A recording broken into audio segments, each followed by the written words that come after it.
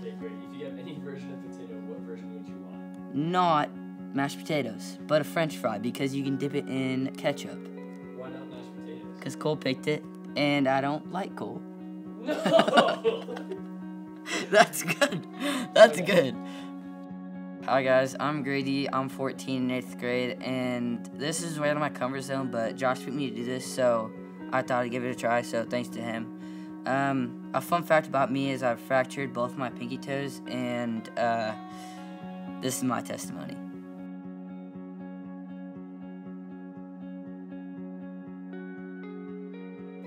I'd say I grew up a Christian my whole life, but there are definitely times where I faked it and it wasn't real. But my parents made me go to church every Sunday, and I'd, if I didn't have to go, I wouldn't have gone, or I'd play video games at home, or I'd stay at home and not go.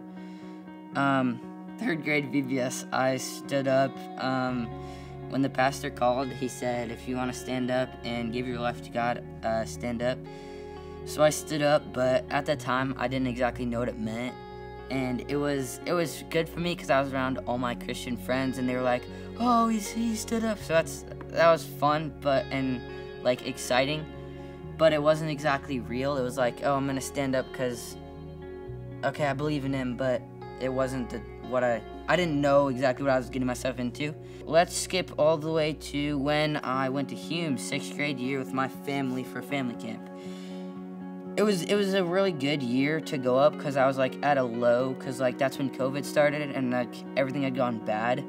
So it was like, okay, it's a break from the house and from my family at that time. It was like not a break from my family, but a good way to get away from the house. I'd say the most impactful time about at the trip was when we went up to the fire and just sang songs.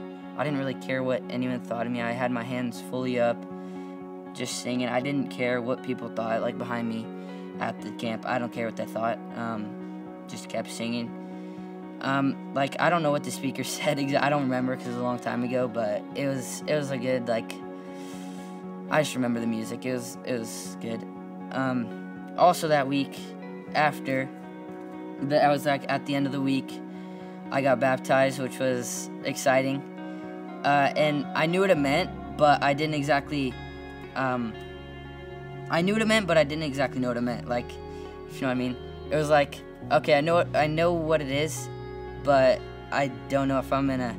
I wasn't fully a Christian. Like I was a Christian, but I wasn't showing it to other people outside of Hume or church or stuff like that. When I got baptized, I was around all my favorite people, so it was really supportive, and all the people pouring into me.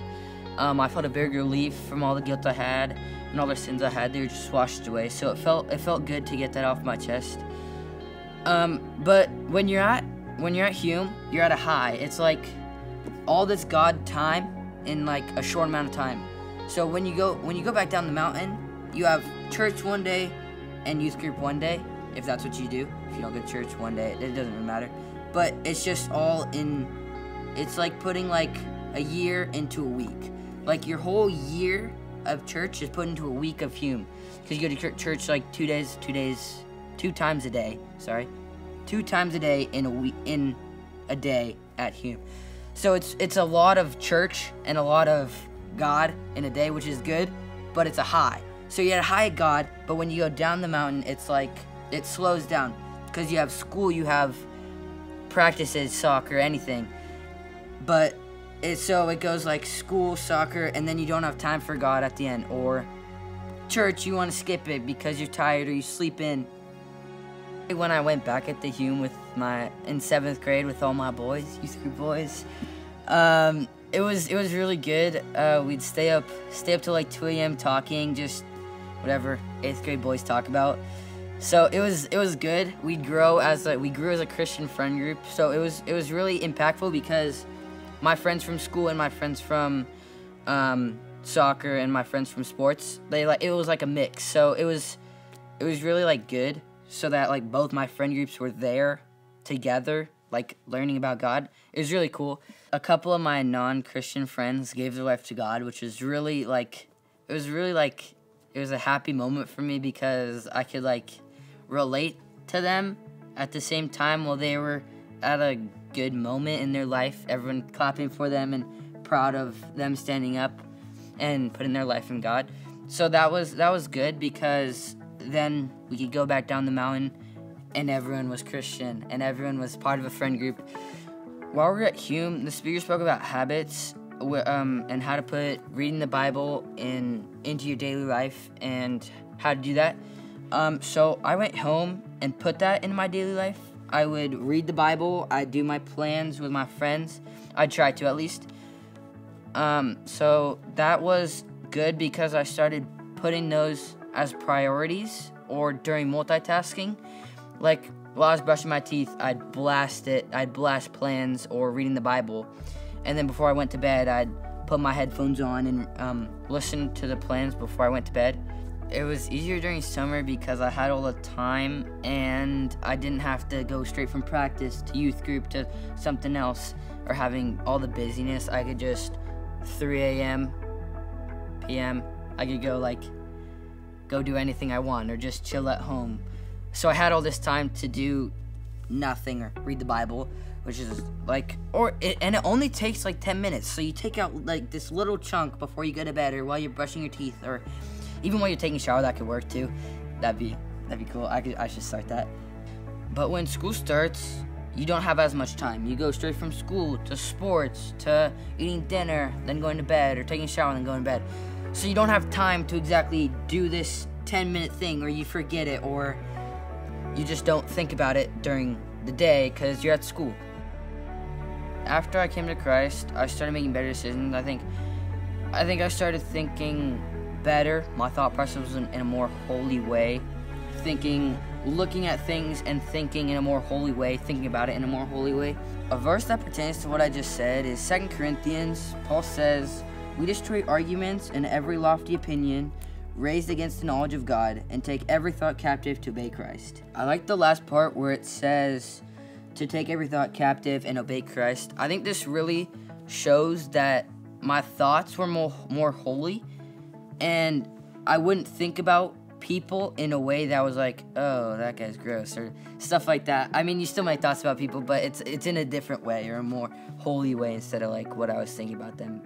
No one's life is perfect, neither's mine, but God shows us what to do. And how to put this in context is I'd say if I saw a kid crying at church, I'd obviously go up to him, sit with him, pray for him. But if I saw that same kid at school, it'd be a different story. I'd still go up to him, but I wouldn't pray for him. I wouldn't talk about God to him. But in here, I'd be like, okay, it's okay. God knows what's gonna happen. But here, I'd be like, it's okay. What class do you have next? And walk into the class. So it'd be a different conversation and a different scenario.